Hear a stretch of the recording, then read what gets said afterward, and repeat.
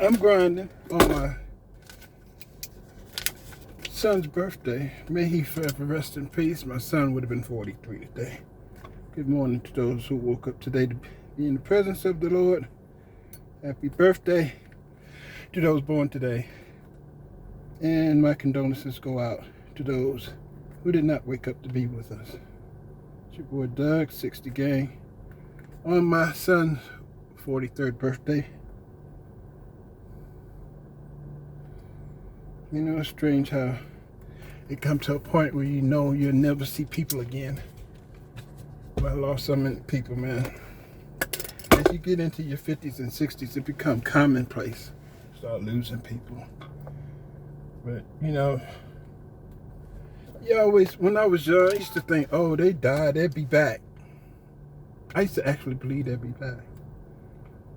My son and my late wife are going on 7 years of being gone. My sister will be 10 years, and my dad would be 20 something odd years. And it's permanent. I mean, that's it. Never see him again. You would always think, oh, maybe they'll go through death like it's a cycle and you come back, see him again. But nope. Forever is forever is forever. All right, we are in Buckhead, and we are headed to downtown Atlanta. We got a good little ride. I already called the guy, let him know I was going to be delayed a little bit. Then we got to go from there to Jonesboro. So I got a full day Saturday. It's call y'all know who. Probably staying at up to call her cell phone. She's not at her normal place. Probably ain't got no service.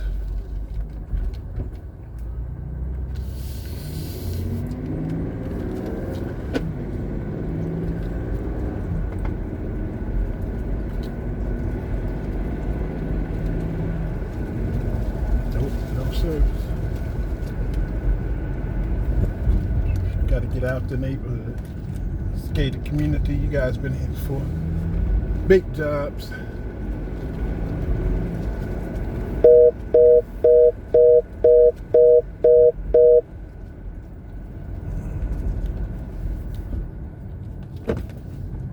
Like it wanna rain. So, gotta look at an LG washer and Kenmore Drive. Got signal. Happy birthday to Lakeisha Gunn. Her birthday's today.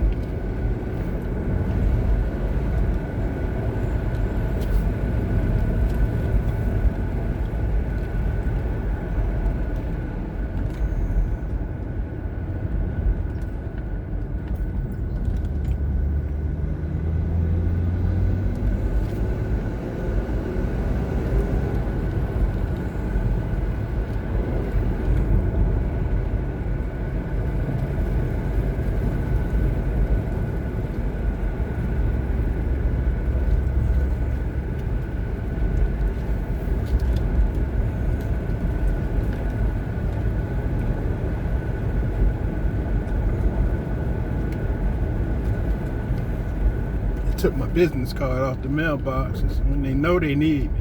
Dumb fuck.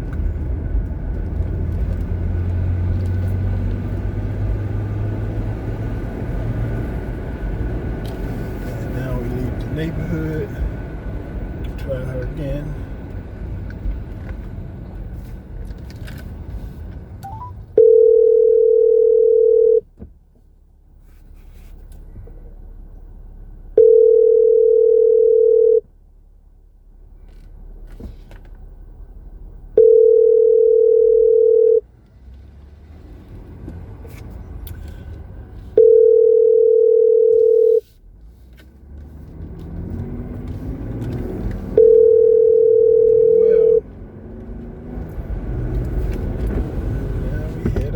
Cribbo. No, we head on downtown and then Jonesboro.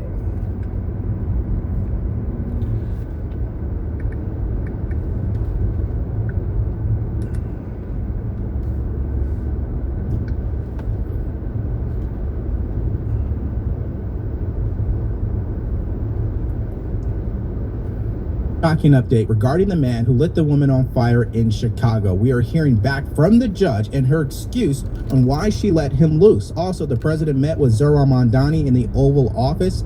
The media is perplexed by how the meeting went. You're going to want to see that. Also, Democrats are continuing to double down on their propaganda. We'll show you both sides to all these stories. But how can I help you? What? Hello?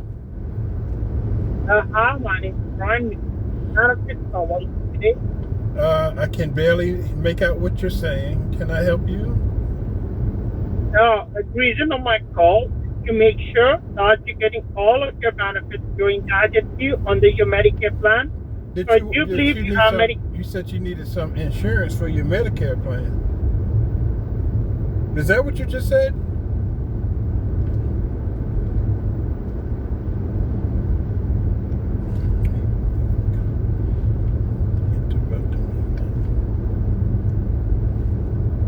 especially from this judge. Take a listen.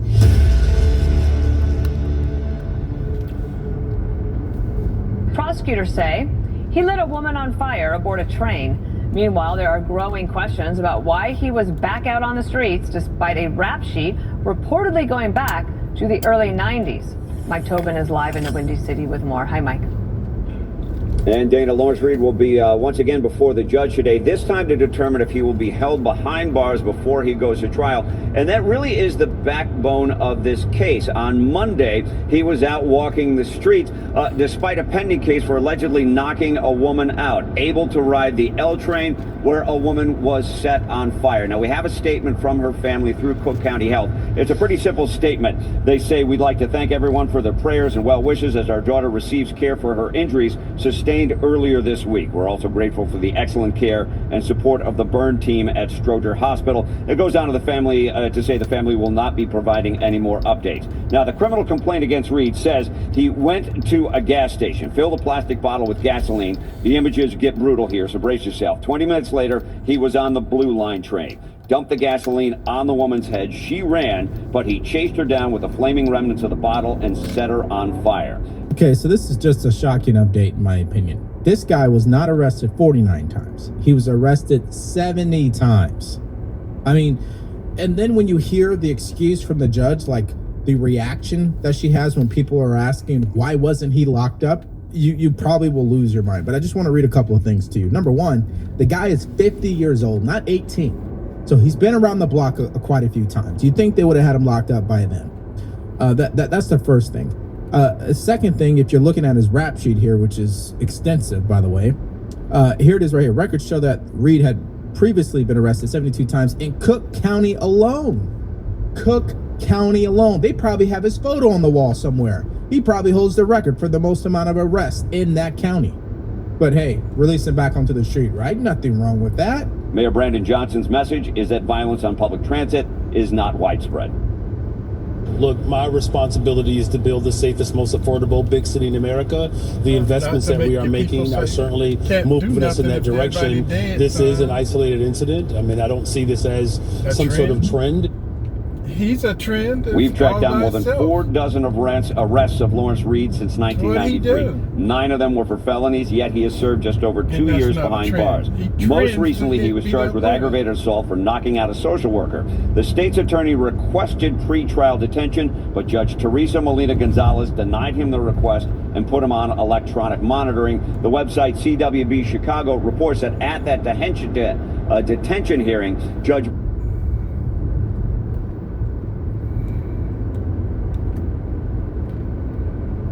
Molina Gonzalez said, "I can't put everyone behind bars or keep everyone in jail just because the state's attorney has asked me to." So we'll find out later today if a federal judge will indeed keep him behind bars. Dana, back to you. Mike Tobin, let's... Okay, and here are the copy of the transcripts where the prosecutor was warning the judge to not release this man back onto the street. You'd think after the judge has seen his rap sheet, she'd be like, well, yeah, there's a great point. Let me get creative. Let's see if we can find a way, you know, at least put him in a mental institution, put him in a hospital. I mean, put him on, what is the proper term when someone wants to kill themselves? figure a way out. Do not let the man back on the street. It's like common sense. I'm sure you guys agree with that. Anyways, here it is. I can't keep everybody in jail because the state's attorney wants me to. Those 13 words may linger in the mind of Cook County Judge Teresa Molina Gonzalez for a long, long time, because that's what she told the Cook County Assistant State Attorney on August 22nd, when the prosecutor objected to the judge releasing Lawrence Reed, the man accused of setting a woman on fire. Instead, she put up with an ankle monitor because she thought he could be, I guess, followed. Like, yeah, there's plenty of resources for that. Okay, so bottom line, Democrats continue to hurt American citizens with their policies, which takes us to our next story. We're going to get to the president and Mondani in the Oval Office. That's obviously breaking news, but I just have to make sure these stories are told. Pay attention to this woman who had her daughter molested by an illegal alien, of course. Now she believes in deportation. Take a look. She didn't know until this week that the suspect was not a U.S. citizen. Now that she does, she believes justice is deportation. It's hurtful that my child is a victim and they have this person and let him go. Farmisha Rose says her daughter was 13 years old when she met this man, 29-year-old Jordan Castillo Chavez. Rose found out when she looked at her daughter's phone. And then there was this message from this guy. I'm like, who is this? And she's like, oh, that's my friend. I just met him online. And I looked at the messages. There were photos. There were messages that indicated like he was coming to pick her up. And I immediately just like dropped. Like I fainted. Like this is not happening right now. I mean, clearly there's so much going on in our country, and that's why I have to deliver this urgent reminder. The Medicare enrollment period is ending soon. This means you have until December 7th to pick a plan for 2026. So tell your commanding officer why you think this may be illegal. There are lawyers within the military, the Judge Advocate General Corps. You can have a conversation, with somebody who understands the law, there's always the option of you review the UCMJ with your leadership and you explain to somebody why you think this may not be lawful. All right. Yeah, it's just pure propaganda. We've talked about it. It's just sad that someone like Senator Mark Kelly is going to continue to play games, knowing that the members of the military don't have time to listen to videos like this, watch videos like this. They don't want to be close to politics. There's a thing in the military we always say, we don't want to be close to the flagpole because they play too many games. It's too political. And what they're doing is injecting their own partisan games in the military. That's the last thing they need. And it's just a huge disappointment. And these are people who served in the military, which proves my point that just because somebody served in the military doesn't mean they're not an idiot, okay? That's just the reality. Now, here's the president earlier this morning on Fox News clarifying what he meant by those posts on True Social, particularly seditious behavior and how some people liken it to treason. Take a look. Well, if you look at sedition, if you look at, that type of, that's a form of, a very strong form of being a traitor. It's a terrible thing to say. I must tell you, I heard it, and I thought it was some kind of a comedy situation. I thought that it was some kind of a skit, and because I couldn't believe that they'd say it. And I watched Democrat congressmen and one Democrat senator yesterday on one of the shows. Didn't even want to discuss it. They said, whoa, don't get me into that one. They didn't want to get into it. That is a really serious charge. I'll tell you what they said is, and it was, I don't know about the modern day things, because, modern day is a lot softer, but in the old days, if you said a thing like that, that was punishable by death. Yeah, but you're not threatening them. A lot of people are interpreting there's a threat and there's security. Well, I'm not threatening them, but I think they're in serious trouble. I would say they're in serious trouble. I'm not threatening death, but I think they're in serious trouble. In the old days, it was death. Again, the president is doubling down on what he meant by it. We already knew what he meant by it. This is kind of like, Democrats hoping to transform this into a huge protest that they can march in the streets with, potentially riot, burn down businesses as usual, or also use it as a way to impeach the president. Obviously, they'd have to win the midterms, but they will try to use these statements to bolster their claims. And while they're doing all this, as we continue to say all week, they forget about you, me, and their constituents. You can't just sit there and react and fight against the president every single day, because what you're not doing is fighting for the American people who need policies that will improve the quality of their life. They just refuse to do it. Now, investigative journalist Matt Taibbi said this, which I like because it's similar to Russiagate if you think about it. Take a look. It's such blatant, bad, overwrought propaganda. And this whole idea of you can refuse to obey illegal orders, well, that's always been true. And we've had a gazillion illegalities in government that the Democrats didn't say a word about for decades. So why now? And also just this general notion of encouraging an uprising, essentially, I don't know. I mean... Oh, you see a missed call? Yes. Oh, yeah. How you doing? I finally got done. Yeah. I got one more patient I'm waiting on to check out, and then I'm done. You're going to beat me home because I got... Oh, yeah? I got 3 calls. 3 more? No. Oh, you just finishing your first one? Right. Baby, that's 2 hours. 2.5 hours. I've been over here for 2.5 hours. Wow. Because, remember I was watching that video last night? Oh my God. It was every bit of that video. Wow. I was like, let's don't even let me paint this, go on, make this money. I was all on the floor and shit. You had to bang something. They said you had to bang. Yeah, I did that. I had to cut the damn baseboard to fit. I was like, y'all picked the worst damn dishwasher you can have. Wow. Well, it's not an LG or Samsung or nothing like that? It's a double dishwasher. Double dishwasher? Yeah. Everything is 2 of everything. All right now. Is it big? No, it's compact, no, but it's just 2 of everything. And you saw that guy on the video, he was struggling. And I was too. I was like, it's just now 10:30. I should have been downtown. You know, did you call? Yeah, did you call? It's gonna be late. Okay. And then I got a Jonesboro behind that. Okay. So you want me to make some bacon, eggs, and grits or something? Like, what do you want? It's gonna be in the afternoon by the time I show up. That's fine. We'll have some brunch. Okay, then. I'll let you know the moment I leave Jonesboro. Okay, yeah, I'll wait for you to get home so we can eat together. I got a whole hour to get down. I'm an hour and 9 minutes from downtown. Okay, my last patient was coming out. I'll call you right back. All right.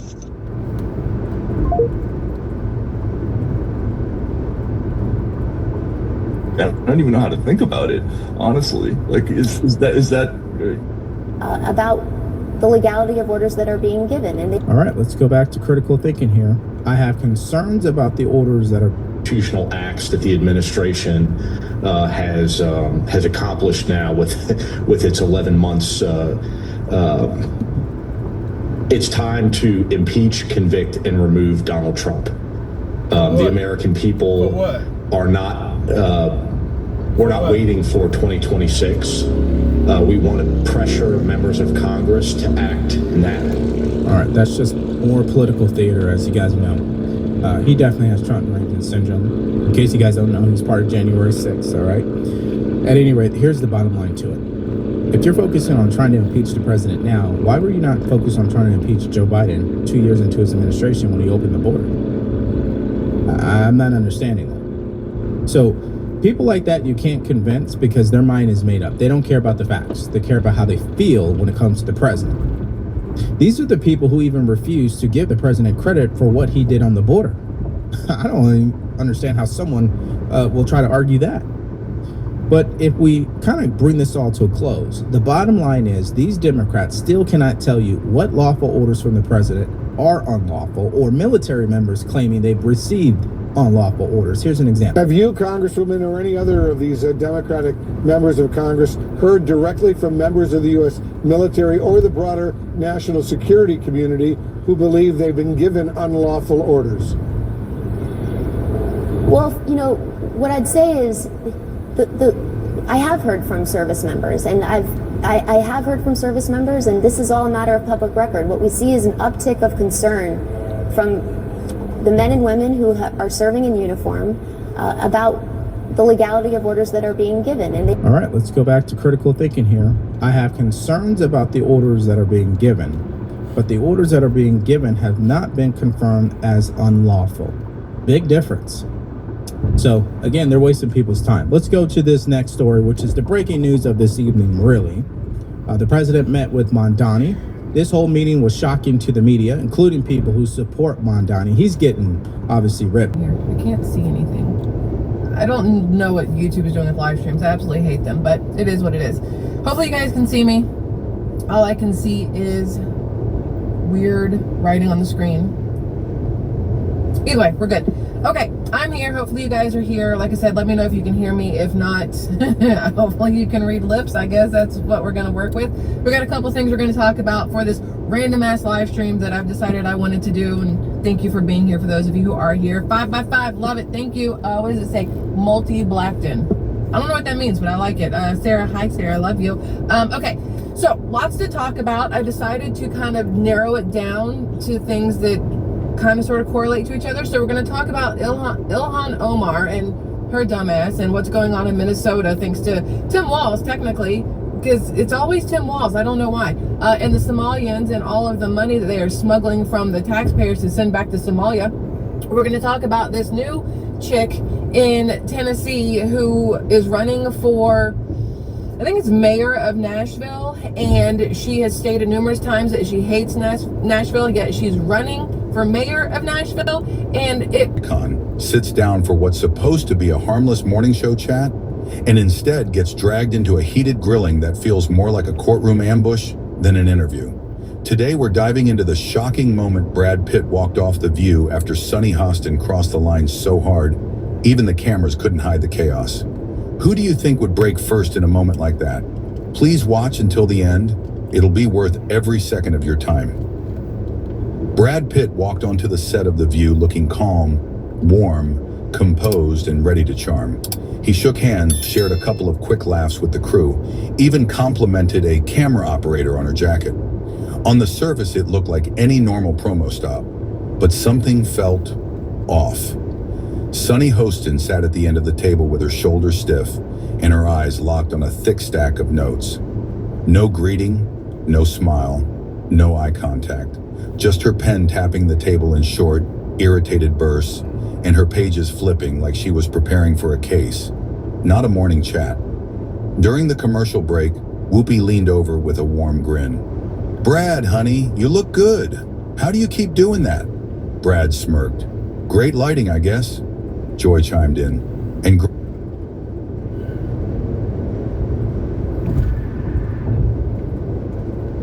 great jeans. Don't be modest." Brad laughed, relaxed. Everyone else seemed light, friendly, easy, except Sunny. Sunny didn't even lift her head. Brad noticed her pen tapping again, a slow, irritated rhythm. He could practically feel her pulse through the table. The floor manager counted down. 3, 2, lights up. "Welcome back to The View," Whoopi said cheerfully. "We're here with Brad Pitt, the star of the new thriller. People are already raving about." Brad smiled on cue. "Happy to be here." Whoopi started soft. "Tell us about this character. What drew you in?" Brad eased into his explanation. "He's a man wrestling with regrets, trying to fix what he broke before it's too late." Joy jumped in. "Sounds like half the men in Hollywood." Brad let out a small laugh. "Yeah, maybe so." Sarah added, "The trailer shows a lot of emotional weight. Was that tough for you?" "Nah," Brad said lightly. "The emotional stuff is harder than the action scenes, sure, but it's part of the process. You've got to dig into the messy parts." He was mid-sentence when he felt it again. The stare. He glanced towards Sunny. She wasn't smiling. She wasn't nodding. She wasn't even pretending to be warm. She looked like she was waiting for a green light in her head. And then she spoke. "Speaking of messy parts," Sunny said suddenly, her voice slicing through the room, "let's talk about accountability." The air shifted, instantly. Joy's smile froze. Sarah blinked. Whoopi's head slowly turned in Sunny's direction. Brad felt a tiny drop in his chest, a physical recognition of the turn. Sunny leaned forward, eyes locked on him. "You talk a lot about redemption in your films," she said calmly. "But I'm curious, How do you redeem yourself when your mistakes affect real people, not fictional ones? Brad paused. That was not a movie question. He answered carefully. Well, I think everyone tries to learn from their past. We all make choices we wish we'd handled differently. Growth is part of being human. Sunny blinked once. A very polished answer, she said. Polished, practiced, and safe. Brad tried to keep his voice steady. Just trying to be honest. Honest? Sunny repeated. Is it honest if it sounds like something your PR team wrote? Joy jumped in quickly. Come on, Sunny. Sunny ignored her. She tilted her head, studying Brad like he was evidence. You've said in past interviews that you want to do better, she continued. Do better for who? The industry? The public? Or the people you hurt? Brad's smile faded a fraction. I think everyone tries to be better for the people in their lives. Sunny let out a quiet, humorless laugh. Interesting, because some would argue that walking away isn't better. Avoiding things isn't better. Pretending the past is handled because your publicist says it is, that's not better either. Brad felt that one. His eyes lowered just slightly. His jaw shifted. Sunny, Whoopi warned gently. Sunny didn't look away. Oh, I'm just getting started, she said softly, almost under her breath, but loud enough for Brad to hear. Brad spoke carefully. I'm here to talk about my work.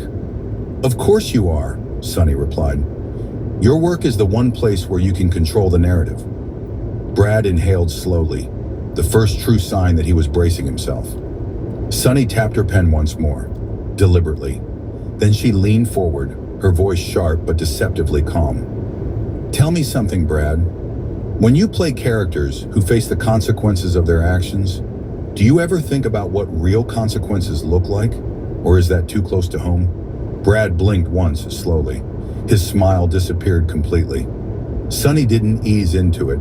She went straight for the soft spots and pressed. So let's talk about this word you keep bringing up, Sunny said. Accountability. Interesting choice. Brad stayed still. It's an important theme in the film. Sunny ignored that. Right, the film. But I'm not talking about the film. She tapped her notes. I'm talking about you. Brad took a slow breath. Sunny flipped to a page she clearly bookmarked. You said in a past interview, quote, I've made mistakes, but people blow things out of proportion. Brad's eyebrows drew together, because he'd never said it like that. Sunny continued anyway. Sounds like a man trying to rewrite his own history, doesn't it? Brad straightened slightly. That's not what I said. I'm reading your words, Sunny snapped back. If the context changes the meaning, that's on you, not me. Whoopi shot Sunny a warning look. Sunny didn't even blink. Brad tried to keep calm. The full interview? Oh, I'm sure the full interview magically makes you look better, Sunny said. It usually does, right? His jaw tightened, not visibly to the audience, but just enough for anyone at the table to feel the shift. He took another slow, measured breath. He made one last attempt to pull the segment back to neutral ground. You know, I'd really like to focus on the film. Sunny cut in immediately, tone dripping with sarcasm. Oh, boundaries? Interesting coming from you. The studio went still. Whoopi raised her eyebrows. A silent Sunny enough. Sunny didn't stop. Brad sat up straighter. I came here to talk about work. Work comes from the person doing it, Sunny shot back.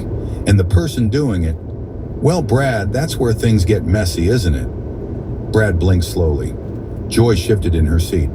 Sarah looked uncomfortable, but Sunny looked energized, like she'd been waiting to spring this trap. Let me ask you something, Sunny continued, because viewers at home aren't stupid. They know your movies, but they also know your history. So I'm wondering, what exactly have you been trying so hard to avoid? Brad's smile was gone. All that was left was stillness. Sunny wasn't asking anymore. She was building a case. Your past isn't just mistakes, Brad, she continued. There were allegations. There were legal proceedings. There were headlines. You don't get to pretend those didn't happen. Brad's voice stayed low, controlled. I'm not pretending anything. Sunny leaned in closer. No, because it looks like you want to hide behind this movie. Talk about redemption in a script instead of answering for real life. Brad finally understood. This wasn't spontaneous. This wasn't emotional. Sonny came in with a mission. This was a prepared attack, a full-blown ambush. Brad shifted in his chair, not to get comfortable, but to square up. He turned his body toward Sonny, met her stare head-on, and spoke with a tone he hadn't used all morning. "This isn't an interview," he said quietly. "This is a setup." Sonny's lips curled into a small, victorious smile, like she'd been waiting for him to say those exact words. "Is it?" she replied softly. "Or is it just the first time someone hasn't handed you easy questions?" Sonny went for the jugular. "Don't you think consequences follow men like you too slowly?" she asked. "You live a privileged life. By the time accountability catches up, it's already too late for the people you hurt."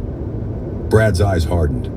"Or," he said, leaning slightly closer, "maybe consequences follow too quickly when someone decides to play judge and jury on daytime TV." Sonny sat back, but her smile didn't fade. "Oh, so now I'm the problem?" "You said it," Brad shot back. "Not me." Brad pushed his chair back. The scrape was soft, but the message was loud. He rose halfway to his feet. Sonny's voice hit him instantly, sharp as a blade. "There it is," she said. "The walking away pattern." Brad froze just long enough for the audience to hold its breath. Then he slowly turned his head back towards Sonny. "No," he said. His voice was calm, but the edge was unmistakable. "This isn't walking away. This is refusing to be bullied." Sonny's smile vanished. Brad sat back down slowly, but he didn't settle the way he had before.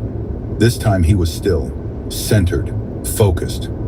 His eyes stayed locked on Sonny as if he was finally done pretending this was just another morning interview. Sonny noticed the change immediately, and instead of pouncing like she had earlier, she shifted gears. Her voice softened. Not gentle, just quieter, colder, more calculated. "Why does honesty make you so tense, Brad?" Brad didn't react right away. He didn't fire back. He didn't roll his eyes. He just looked at her. Not the way a celebrity looks at a host, but the way a man looks at someone trying to corner him. He answered slowly, "It doesn't. What makes me tense is being misquoted and pushed into conversations that aren't honest to begin with." Sonny tilted her head like she was examining a crack in a glass. "So, you're tense because of me?" Brad blinked once, steady. "I'm tense because this isn't a good faith conversation, and you know that." Sonny didn't smile, but something flickered in her eyes. A tiny spark of satisfaction, like he'd just confirmed something she'd been hoping to provoke. She leaned back in her chair, voice even softer now. "You seem tighter than before, guarded, maybe even nervous." Brad's jaw tensed for half a second, long enough for Sonny to catch it. He kept his voice controlled. "I'm being professional." "Professional," Sonny repeated. "Is that what you call this version of you? Because from where I'm sitting, you look like someone who's scared I might say something you don't want out there." Brad didn't blink. "I'm not scared of you, Sonny." "Oh, I don't think you're scared of me," she said. "I think you're scared of the truth when someone won't let you dance around it." That one landed. Not hard, but sharp. A clean, precise cut. Brad didn't smile, not even an attempt. His face shifted into something new. Not the charming Brad Pitt audiences love, but the man underneath, the one forced to stand his ground because politeness wasn't working anymore. Sonny clocked that change instantly and mentally circled it like a hunter marking a target. Joy's eyes darted between them, unsure whether to jump in. Sarah opened her mouth to speak but closed it again when Sonny lifted a hand slightly, without even looking at her. Whoopi watched with a tight jaw, frustration growing, but even she seemed to know that anything she said right now would only add fuel. Brad took a slow breath and lifted his hands slightly, palms open, a universal sign of, "Let's cool down." His voice was steady, controlled, maybe for the last time. "Sonny," he said quietly, "let's end this respectfully." Sonny didn't even blink. "Respect is earned." The way she said it wasn't loud, but it cut like a knife, not a shout, a whisper in a pitch so cold it carried farther. Brad's jaw tightened for a moment before he relaxed again. This time his calm wasn't for the audience. It was for himself, a final attempt to keep things from blowing up completely. He tried again, softer. "I'm not here to fight. I'm here to talk about the work." Sonny leaned forward, elbows on the table, voice low but sharp as glass. "And I'm talking about the real work, the things you won't address unless someone forces you to." Brad exhaled slowly. "That's not what I said." Sonny's eyes narrowed with something close to triumph. "Exactly. You didn't say it, but you implied it." Brad looked at her for a long second, long enough to show he understood what she was doing. She wasn't asking questions anymore. She was twisting his answers, filling in the blanks with whatever narrative she wanted to impose. "Stop narrating my intentions," Brad said firmly. Sonny sat back, but only slightly, and even then, she didn't lose focus for a second. "Oh, come on, Brad," she said. "I'm not narrating anything. I'm just pointing out the parts you refuse to say out loud." A beat. "That silence of yours says a lot more than you think." Brad shook his head once. "No, that silence is me trying not to escalate something that shouldn't be happening in the first place." "Oh, so it's my fault you don't want to be honest?" Brad didn't answer immediately, not because he didn't have a response, but because the temperature at the table had changed again. Sonny was starting to lose patience. Her voice was still cold, but the edges were fraying. A tiny quiver in her tone, a slight stumble before she spoke. Subtle, but real. She wanted another hit, another gotcha moment, another line she could twist into an admission. She wasn't getting it, and the frustration showed. She pushed harder, leaning in again. "You keep dodging, Brad. You keep softening your answers. You're trying to paint yourself as calm and reasonable so people won't notice you're avoiding the truth." Brad raised his eyes to hers, slow, deliberate, unamused. "Or maybe," he said, "I'm tired of you twisting everything into something it's not." Sonny inhaled sharply, the first genuine slip since the confrontation began. It wasn't fear, it wasn't regret, it was irritation. Deep, biting irritation that he wasn't breaking the way she expected. She covered it with another attempt at control. "Well," she said, "people at home can decide for themselves." But her voice wasn't as smooth as before. She knew she was losing the thread, and the more she felt it slipping, the more desperately she tried to pull it back. Joy, Sarah, and Whoopi looked on in total silence now, not daring to move. The pressure in the room had been building for minutes, rising in slow waves. Brad leaned forward. No more smiles, no more polite nods. Just a man finally done with being cornered. "You're not asking questions," Brad said, voice low but steady. "You're reciting accusations." Sonny raised an eyebrow, posture tightening. "Accusations supported by documents." Brad didn't hesitate. "Documents you selectively interpret." That hit harder than anyone expected. Sonny blinked once, tiny but visible, a crack. She stood up from her chair, pushing her notes aside like she wanted the whole table to see her take control. Without missing a beat, Brad stood up too. Two figures now towering over the table, face to face. The show was gone. The cameras didn't matter. This was raw, unfiltered confrontation. Brad leaned just a little closer. "You want a courtroom?" he said quietly. "Then act like you remember what fairness looks like." Sonny's stare sharpened, but she didn't have a comeback ready, and everyone saw it. Joy's mouth opened, then closed. Sarah's hand hovered near her microphone. Whoopi muttered, "Oh boy," under her breath. Sonny opened her mouth to respond, but Brad cut her off, this time with something colder, sharper, more personal. "You're not seeking truth," Brad said. "You're seeking a villain, and you decided that villain was me before I walked in." The room froze. Even Sonny didn't have an instant comeback. For the first time, she seemed caught off guard, just long enough for the shift in power to be felt all across the table. Sonny recovered fast, too fast, and when she spoke again, her voice had a hard edge, like she was throwing her last dart. "Your actions were indefensible," she said, each word slow and deliberate. Brad's nostrils flared just slightly, but Sonny wasn't finished. And deep down, she added, leaning forward, you know that. That was it. A line crossed. A shot too personal to ignore. The moment Brad Pitt finally stopped trying to stay composed, he turned fully toward her. You just crossed a line even prosecutors don't cross, he said. You don't get to weaponize your assumptions and call them facts. Sonny straightened her back. I'm doing my job. Your job, Brad repeated with a small, breathless laugh, like he couldn't believe what he was hearing. Then he looked her dead in the eyes, each word slow and surgically precise. You're not fighting for justice. You're fighting for a moment, a clip, a headline. This is not accountability. This is a public execution masquerading as journalism. The table went silent. No one breathed. No one moved. Sonny's face didn't fall, but something in her expression flickered, like she felt the blow, but refused to show it. Brad exhaled once, stepped back from the table, and turned toward the edge of the set. He was done. He didn't raise his voice. He didn't storm out. He just walked. Sonny watched him go, eyes narrow, fingers drumming once on the table. There it is, she said under her breath, loud enough for the microphones. Brad stopped. Slowly he turned back one last time. His voice was calm, almost too calm. No, Sonny, he said. What you saw wasn't me walking away. It was me refusing to bow to a false judge. He held her stare for a long, heavy second, then turned and walked off the set for good. A moment later, the studio descended into the kind of silence that only comes after a bomb goes off. What do you think really happened here? Was Sonny holding Brad accountable?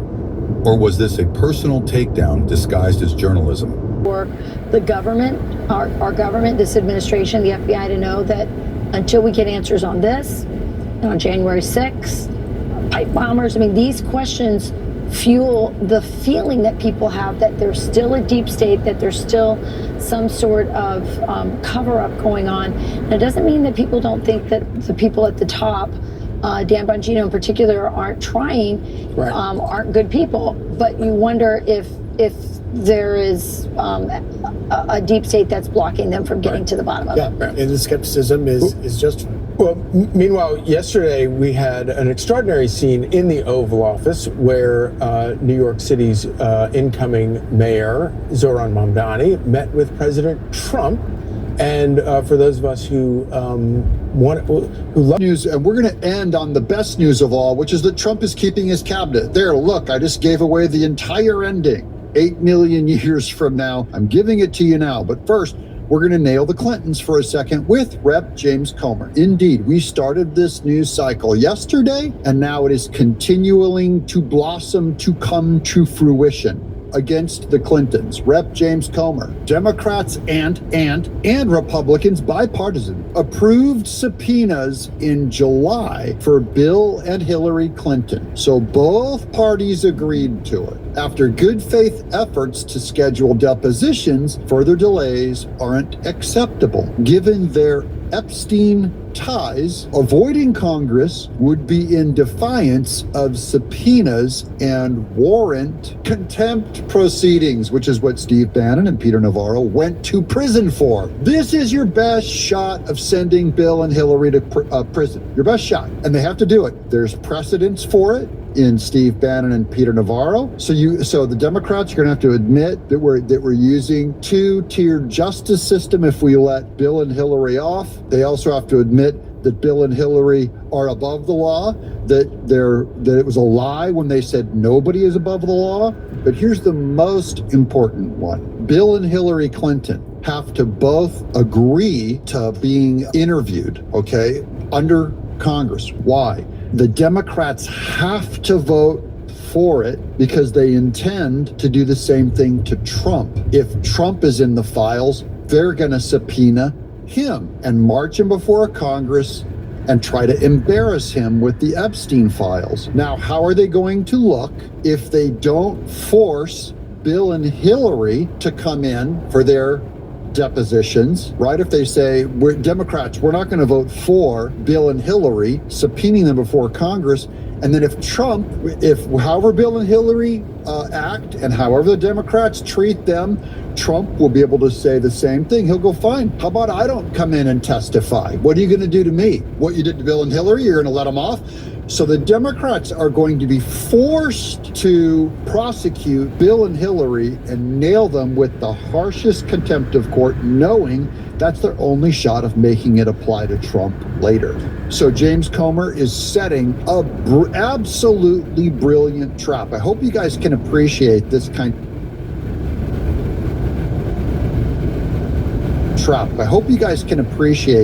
of strategy work by someone as brilliant as James Comer.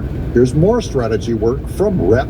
Nancy Mace. This is under Trump calling out those traitors that were telling our military to disobey unlawful orders, and Trump said they must be arrested and put on trial. This is brilliant of Trump, of course, because he has changed the news cycle and gotten it off of Epstein, which was his wish. He did his all caps death penalty for these people, and lo and behold, he is still wielding the media like a madman. Here's Rep. Nancy Mace with the simple facts. President Trump is the duly elected commander-in-chief. So she's doing Republican branding here. Republicans have circled the wagons around Trump. They're not throwing him under the bus for calling for treason charges against those 8 people, including Mark Kelly out of Arizona. He's the duly elected commander-in-chief. This ongoing seditious conspiracy to undermine his authority is an act of war against the Constitution itself. They should all be investigated and charged for violations of 18 U.S.C. 2387. Every tool of justice should be on the table. All Nancy Mace is saying is 18 U.S.C. 2387. Why are the Democrats against Trump stating facts of what our U.S. code already says? USC, U.S. code. It's already in our U.S. code. Trump's just repeating it. This is treason. Now, why did these Democrats not, under Joe Biden, why did these Democrats not tell all of their military people for 4 years under Biden or 4 years under Obama to disobey an unlawful order? Why didn't they do a public service announcement? In fact, why didn't Republicans do that against Obama and Biden? Because it would be obvious what they're doing. And they're putting our military servicemen in danger because they're inspiring some of the Democrat members of the military to go, I disagree with the commander-in-chief. I'm going to disobey the highest command. Maybe they'll even act out in violence. You know, George Washington had a man publicly hanged for treason. So Trump is once again acting just like George Washington, the father of our country. I don't hear the Democrats going around calling George Washington a deranged lunatic, a totalitarian, the father of our country. Here's Richard Grinnell on Jessica Tarloff just said the DNC raised $75 million so far this year, as if that's a good thing. Guys, it's nothing. It's nothing. By the way, Richard Grinnell, imperfect follower of Christ, he says. The Kennedy Center, Trump's Kennedy Center, raised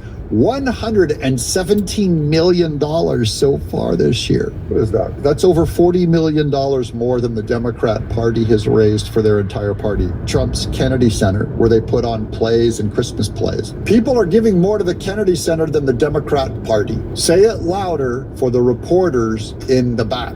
And that's why we're promoting this on our channel. Here's the New York Times. Short on cash, the DNC took out a $15 million loan in October. The move, unusual for a year without midterm or presidential election, is the latest sign of financial distress for the Democrat Party. Speaking of, here's the Fugees rapper, Praz Michael, sentenced to 14 years in prison for illegal donations to the Obama campaign. He was laundering money. The Fugees. Wasn't Lauryn Hill, the lovely Lauryn Hill, in that band too?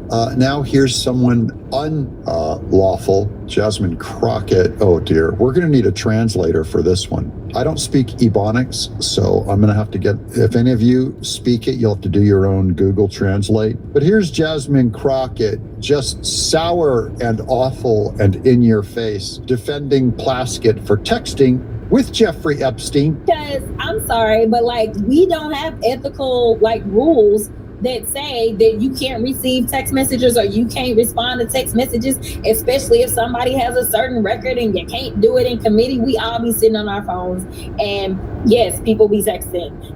People be texting. I don't know what language that is. Maybe you guys can help me. See, I'm white and I don't understand. I can't dance and all those other stereotypes. We're kind of uptight. I used to love when black comedians would go like, black people be all, and they go, and you white people, you all be, and we're always all anal and all, eating our Greek yogurt, We be all texting all time. Our staff texts us, like everybody texts us, like people. I remember when I had the bleach blonde situation, who was texting me? My pastor. Okay. So like, let me be clear. There is no ethical violation. And so the idea. No one is saying it's an ethical violation. Well, so there are some saying that it was illegal for Plaskett to be texting on the House floor. The ethical violation is who she was texting. It's like she's texting like Hitler is Epstein. Not that she was texting, who she was texting while they're trying to get Trump in a hearing. Or the audacity to decide that you want to strip a black woman of her committee assignment. Oh, it's a black woman. Now we get it. They want to strip a black woman. They don't want to strip the Republican black women, so it can't be because of her race. It can't be because she's black. It can't be because it's a woman either. Lots of women not getting stripped. Why? Gee, Jasmine, the only reason to strip Plaskett is because she's a black woman? Really? Is that it? Is that why we got her? If that was true, we'd have stripped, Maxine Waters of any committee assignments a long time ago. Because she was texting with Epstein. Yeah, there you go. She was texting Epstein. Now, call me crazy, but that might have something to do with it, Jasmine. And now a word from our sponsor, Chapter Guide. At a time in which you're back in office, because what you do is you embolden the hate. You embolden everybody to take off their hoods. That is what he has done. He is the one. Hoods worn by Democrats, Southern Democrats. She's saying that it's Trump who emboldens people to take off their hoods and start hanging blacks. So this is an anti-Trump thing. She's trying to shore up the black vote that went overwhelmingly for Trump, and now using weirdo lies and frankly racism against whites, because it's a claim that whites are more likely to hang blacks. That is producing this violence. Listen. Okay. Now on Trump and those seditious conspiracy claims, I'm going to bring up Cuomo here because I like it when a Democrat like Cuomo, he basically agrees with Nancy Mace that Trump is just repeating the law. Right or wrong? This? Wrong. All day long. He's MAGA. Shut up. I like when he tells them shut up. This is the truth. Okay? Saying what they said is not even close to illegal. That's right. It is not even close to any legal or logical definition of treason. Not true. And if you watch this show, I said last night when it came out, it was wrong to put the duty to check a president on the troops. It's on you. You have a constitutional duty. What an ugly irony that it's members of Congress asking this. It should be citizens who might be asking that. Of Congress. In other words, Congress isn't doing their job. But Trump is just stating a fact of what treason is. You were supposed to check. It's why you raised your right hand. But what is it about now? They're looking for a fight. That's right. Why? Because you want them to. So this is wisdom. He may have been wrong about Trump being wrong about, saying that this is illegal because it is treasonous in my view, but that doesn't matter. The bigger picture is none of them are going to get nailed for treason. This is a cultural branding issue, and that's what Cuomo is settling on. And by the way, this did get everyone off of Epstein, which is why I believe Trump did it, this was a wise move. He's wielding them like a sword. Because you want a muscular response to Trump. You want him to stop walking all over you. You want him to stop getting away with everything and him calling the game all the time and controlling everything. You want a muscular response. So listen, all those Democrats that came out and told the troops to disobey unlawful orders, that was purely politics against Trump. Politics to weaken Trump, politics to try to manipulate the votes. And Cuomo agrees. He's just now saying, you want to weaken Trump. It is not because you think that military and FBI agents and stuff are receiving illegal orders. You did it as a giant marketing campaign. That's why they paid for a tight, well-edited, well-lit video and released it online. This is branding. And then Trump counter-branded against them, going, you committed treason. That's why you want Newsom on Twitter, there's acting like fools. We're all acting like fools. Fact. Why? Because I guess we don't know any better anymore. That's right. But I know we're playing with fire, and I know worse is to come on this course. Fact. I don't like it. I don't want it. I will leave my family. I will enter unsafe conditions to cover it. But if we don't reset and fast, we are asking for big trouble. Now, he's warning about the escalation of political violence of Democrats versus Republicans. Democrats started it. Democrats continue it, especially as they're losing. They're continuing to expand their attacks on Republicans. And the Republicans are merely responding. That doesn't give us a pass. I don't think it's going to be an excuse, because if we go into a big civil war, and he's right with the warning, things have escalated, I would say, since Obama. I believe Obama, maybe even Clinton started it. Maybe even Joe Biden in the high-tech lynching that was never done before with our Supreme Court with Clarence Thomas might have started the whole thing. It's the breaking of rules and norms and manners. And I'm not judging. You guys know I have a mouth on me. I'm not coming as a Puritan, as a perfect player in this going, I would never make an ad hominem attack. I love making ad hominems attack. It's almost all I do. But the Democrats are not honest brokers. They don't deserve when they debate, they're not debating as an honest broker. And here's one example. Did you know Jim Jordan was also spied on? New name released, not just Ted Cruz, Marsha Blackburn. Jim Jordan had his phone spied on by Jack Smith, Merrick Garland. We know they spied on President Trump. Then we learned it's senators and the Speaker of the House. And now we learned they were spying on me for 2.5 years. I mean, think about 2.5, all the way back, as you said, to January of 2020. They gathered information that told them who I called, who called me, when we called each other, when the call took place, how long the call was, and where I was at when I made that call. They got your location as well, and So he could have been at a bathhouse, and they can get him. See, and the Democrats would use that information against him. He could be in a church. He could be in a private right-wing meeting. And also, who called him? Innocent people, family members, friends, political activists. His stock trades would all be in those files, and the Democrats had the upper hand on him. Gathered that for over a time period of 28 months. This is how ridiculous this is, and why we are doing everything to get to the bottom. You're right. I bet there's a bunch of other members of Congress, a bunch of other citizens like you, all over this country that they were looking into, because this is the epitome of the weaponization of government against against the other party.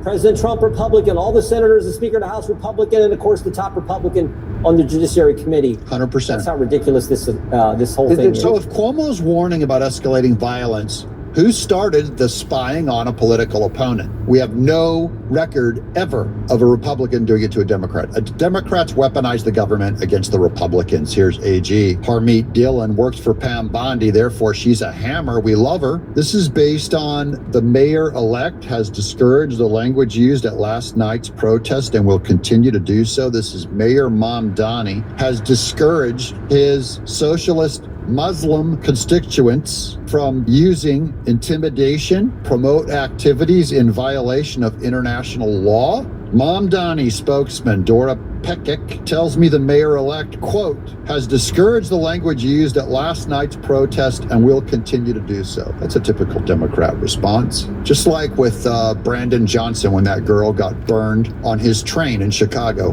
He goes, this is a one-off incident. We condemn this act. Of course you condemn this act, you dummy. And now Mamdani says, we discourage using these phrases. What are the phrases? In response to demonstrators outside of Park East Synagogue, we covered this yesterday because we only have the important news, the news that matters, who chanted death to the IDF and globalized the Intifada, globalized genocide of the Jews, river to the sea. All the socialist Mamdani says of New Yorkers is, hey, please don't do that. Now here's Harmeet Dillon. It's a federal crime to block access to a house of worship in the U.S. The Muslim socialists were blocking access to a synagogue in New York. Civil rights, she's a civil rights expert, And AG Pam Bondi will not tolerate it, and we are gathering information about this incident. So now we're gathering information against Mom Donnie's supporters. Where else are the Muslim pro-Palestinian imbeciles? Here's physically assault. This is a guy from Turning Point, UK, physically assaulted at the Turning Point stand on the LSE campus. We were simply trying to debate, yet several masked men kept approaching throughout, doing everything they could to shut down a fair discussion. This is the state of tolerance in our universities. Now watch this.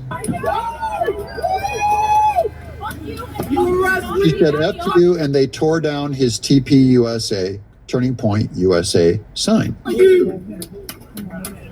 That's campus security. And there they are with the kafila. There's the scarf. Cover the face. They don't want to be seen. They're not proud of what they're doing. They know they're terrorists. These are terrorists. This is a terrorist group. But look at these stupid Scooby-Doo Comic-Con idiot performance artist cosplayers on campus. These people, they wouldn't bust a grape in a food fight, to quote Jay-Z. And they have their Palestinian flag. They're trying to erect it in front of Turning Point. Yeah. Plastic. And all they can do is chant like an idiot. Look at the fold marks in the flag. They just pulled that one fresh out of the wrapper. Where did they buy this from? Mecca Target? I think we should stay here just to see what happens. We are zombies. We repeat each other. It's like the 60s. They can't make an argument, so three of them dressed up, take out a flag. I don't see TPUSA pushing back on them and acting violent like Muslims do, Muslim radicals do, in front of synagogues and shutting them down. I've never seen Turning Point go and gather up 1,000 students and shout down a minority of Muslims or pro-Palestinians. You never see Jews do it. I've never seen Christians do it. I've never seen Jews do it. I see Muslims do it, Democrats do it, socialists do it, Marxists do it, always from the left. Well, this is fun. Well, I honestly think that if they're just going to do this. These are, by the way, these are all rich white liberals at their university. This is what their parents are paying for. Now, on the opposite end of that is the lovely Nicki Minaj, who we showed yesterday, went to the UN on behalf of Nigerian Christians being slaughtered by Muslims. Especially as artists and people in entertainment, I think it sometimes can feel scary to speak up about anything. She's a rap artist in entertainment. Now, why is Nicki Minaj worried about her career and afraid of defending Christians being slaughtered in Nigeria? And she's starting to get hatred. From who? Always from the left. She's afraid of her career. That may not be the norm or the popular thing to speak about. It's not normal or popular to say you cannot kill Christian women and children and take 28 Christian little girls as slaves. That's not normal or popular in rap music or in music in general or on Entertainment Tonight. If something is popular, I care about what rings true to me, to people who are going through hard times right now in Nigeria. I hope that when they see this being done, that it makes them feel heard, that it makes them feel like, okay, someone cares. Someone here cares and remembers. She's the only one, Nicki Minaj, a foul rap artist, is the only one defending these little girls and women, Christians in Nigeria. My brothers and sisters in the Lord over there. Thank you, Nicki Minaj. May God bless you and multiply you for your good work. And she's afraid for her career because Democrats hate Christians, hate women, and hate children. Never put an X next to a Democrat. Here's Josh Hawley on his faith. Are we willing to be radical? Are we willing to come and to say, I'm going to surrender my claim to my own life? I'm going to surrender my claim that, I want to live my life this way. This makes me happy. Who's walking that right now? Is not Nicki Minaj walking that right now. I surrender my claim to my life. I put my life at risk for the Lord. Therefore, I'm going to do it. I feel like I'm entitled to this. Those are the things that our flesh naturally says. Our culture tells us, oh, absolutely. Stand on your rights. Say that, well, this is what makes me happy. Therefore, I have a right to do it. We just don't live that way as Christians. I mean, that's not how we live. We come and say, no, actually, it's not about me first. It's about him always. And I give the whole of myself to him. Yeah. He takes all of it and transforms it into his image. So it's the conversion of the whole man, top to bottom, head to toe, every part of your life. And I just think that's the good news of the gospel of Jesus Christ. If you're still paying for your own sin, I feel bad for you. There's a death sentence on you, on all fallen people, and Jesus will pay for what you did. And I got bad news. Either someone's going to pay for what you did with a death sentence before God. Jesus doesn't save you from the devil. He saves you from God's wrath. God punishes the devil. God punishes sin. God is the authority. And so we are out of favor with God. And Jesus purchases us, that is, and we believe in Trinitarian doctrine that Jesus himself is God. That is, God sent his son, God sent himself to die for what you and I did against God. And God gave everything. He gave Jesus, his everything to buy us back. And when that happens, my boldness comes from not what I do, but what Jesus did. There is no me to protect and preserve. I don't care. That's what the Bible says. Don't count the cost. The cost is my living, my career, my